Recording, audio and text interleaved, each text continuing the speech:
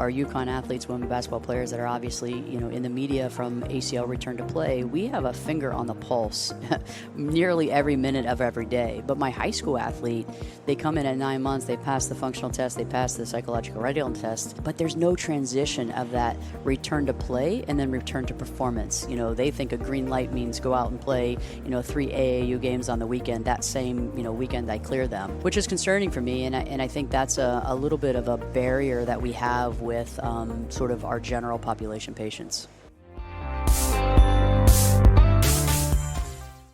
Stephania Bell from ESPN here at AOSSM 2025 in Nashville, and I am thrilled to be joined by Dr. Kathy Coyner.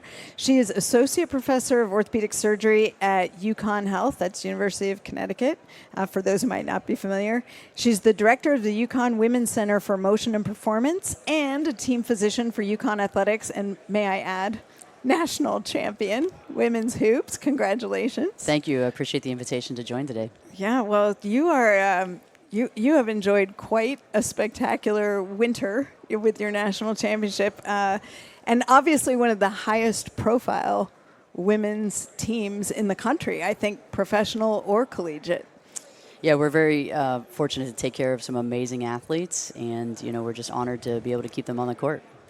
Well, there's been a lot more attention, I think, in recent years on injuries to female athletes, probably correlating with the rise in interest in women's sports from youth up to the pros. And so I think it's a great time to be in medicine related to women's health because we're seeing such a surge in interest, which generally means that there's going to be more research and such that's done.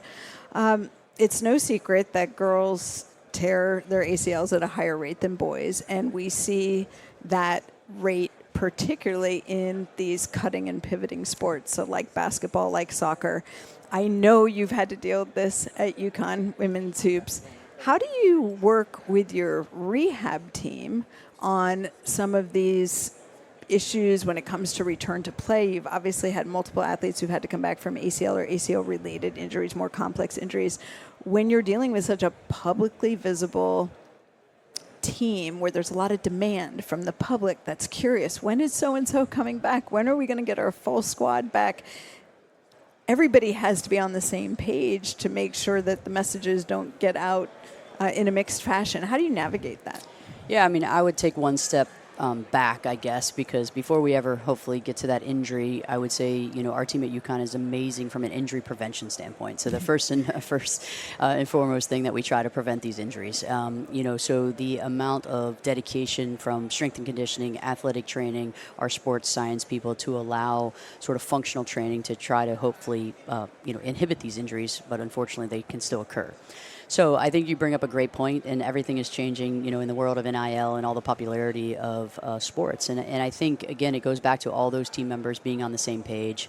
It's oftentimes that we have, sort of joint meetings. And now what the NIL, has sort of introduced to us are now individual players are also having outside their own team members, whether that's strength and conditioning, physical therapy for both pre-injury, post-injury, post-rehab, return to play, sports scientists that are impacting. And we have learned over some growing pains of how to work together. And I'm looking back on the last, 2 years. I've been very fortunate because I've been introduced to some amazing, very intelligent people and have sort of allowed me to incorporate some of the things that are happening across the country to our UConn athletes, and different wearable devices we have implemented because of outside sort of teams have introduced us to that. So I think from a media perspective per se, it's just about making sure that you always say you want to you don't want to overcommit, you would rather over deliver. So for us internally, it's a different message than what we are necessarily sending out to the public, but we're all on the same page. And the biggest thing is that a little bit about timing. With some injuries, there has to be a certain amount of time for an ACL graft to mature and return to play. But then there's the functional status that, we can judge by different sort of functional metrics. But then there's the sort of the mental health and readiness and psychology, aspect of it. And ultimately what it goes down to is when that kid tells us ready, they're probably ready. Because sometimes we might check off the timeline box, we might check off the functional box, but the player still has some apprehension. And we're going to listen to that because I think over time we've learned that that's super important. It's definitely come up in the rehab literature more. We're now, I think, much more aware of some of that mental readiness to return to play. And then there's return to play and return to performance. And so counseling the athletes on that they may actually be playing before they return to what they were pre-injury. And that's a super great point to translate that to the regular patients I take care of.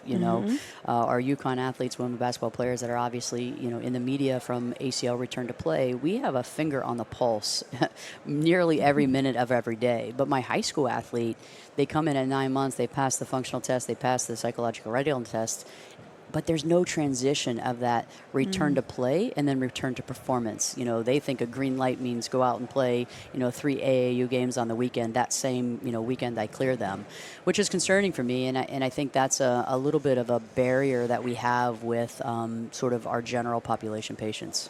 Well, when you figure out the solution to that, we'd all like to know, because I think that's really in the rehab world, that is a big challenge because there's insurance issues. Sometimes when we're talking about not your collegiate or pro, but these high school kids, and they may only have a certain number of visits, and they are technically ready to be cleared, but they are still far away from what they were pre-injury. And with a lot of them, there is that fear pattern. We know that can actually be a contributing factor to further injuries. So it's a complex topic, but the more awareness there is to it, I think that's really important. Speaking of female athletes, as a surgeon, are there any particular considerations when you're getting ready to do an ACL surgery that you take into account that are different for your female versus male patients? Yeah, you mentioned it earlier that, the rate of injury is higher in women, but the rate of failure is also higher. So it's something that we have definitely, there's some modifiable factors and there's some non-modifiable factors,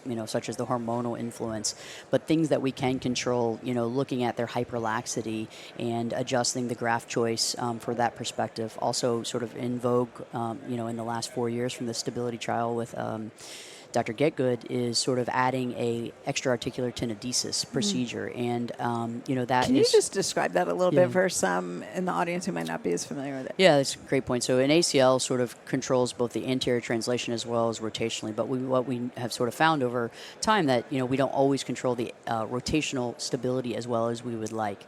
So a extra-articular tenodesis is actually sort of taking it can be done of one of two ways, commonly called a lateral extra-articular tenodesis, or LET, which we take a strip of the IT band, we then fold that under the lateral collateral ligament and bring it back on the femur near the femoral epicondyle. The other one is sort of reconstructing the ALL, which is the anterolateral ligament. So both of those add additional stability on the lateral side to help decrease that pivot and therefore decrease their failure rate. Are you finding that to be the case? Yeah, I think the literature definitely supports that, especially in soft tissue grafts. With a BTB autograft, so we are waiting. There's a Stability 2 trial that is still in process. So I think we'll see what those results show. That's fascinating. That I've been around long enough to see phases of when that was done to when it was not done at all to now you're sort of seeing these hybrid decision making. But the takeaway I get is that really it's about the individual as well. Yeah, I think that's always the case. If you just have a surgeon that does it one way, it's about the patient that's in front of you and taking into all of their counts. What is their alignment? What is their hyperlaxity? What is their posterior tibial slope? Have they had an ACL on the other side? All of those things sort of factor in the decision making. It's not always cut and dry. You talked about earlier the UConn rehab staff that you work with being very much very involved in injury prevention strategies.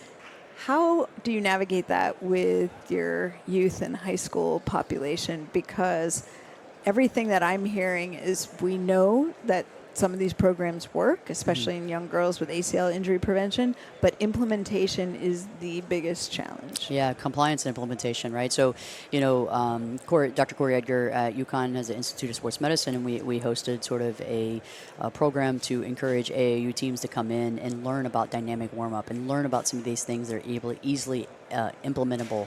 And I think seeing, athletes like UConn and the WNBA do these things, hopefully that translates. But it's a factor of time. When you have a 2-hour time slot, and coaches want to focus on the X's and O's versus really some of that dynamic warm-up. But, as physicians, if we could get them to understand the importance of that long-term would be best. But, if I had the answer to that of how people could implement this. But I think it's just first about awareness that they really do work, and then trying to encourage, if your parents out there listening, to, at least have the conversation with your coaches of how they can do a better job. It's funny, Holly Silvers, who's a physical therapist who's done so much work in this area, presented some research this spring when I was with her, talking about how they've also been able to correlate some of these injury prevention programs with success on the field. And when coaches hear that, then they're really interested in adopting it. Yeah.